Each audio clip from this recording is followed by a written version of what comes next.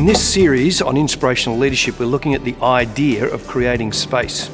And we're looking at the interaction between Moses and Jethro in Exodus chapter 18, where Moses is judging all of the people.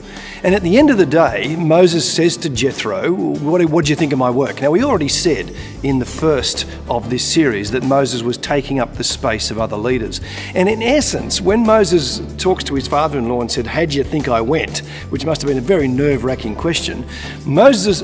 The feedback that he receives from Jethro is that you've taken everybody else's space.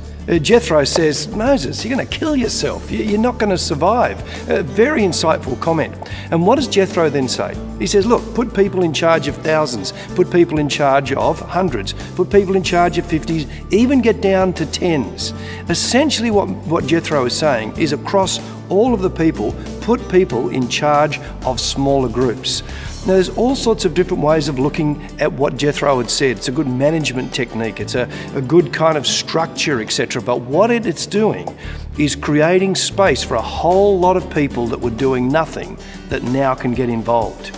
Imagine that. Moses, as one way of looking at this, was taking up the space of literally hundreds of people that could have been involved in leadership and ministry to God's people, but their space was taken up by Moses.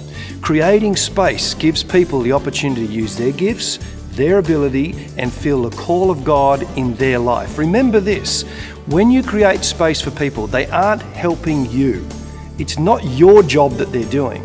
They're actually doing what God is calling them to do, and you're creating the space for them to act in ministry and to use their gifts and their skills in an area of ministry. Here's a question to reflect on. Where is it that you are taking up the space of other people, and who is it that you can release into ministry which will help you, help them, and build the kingdom?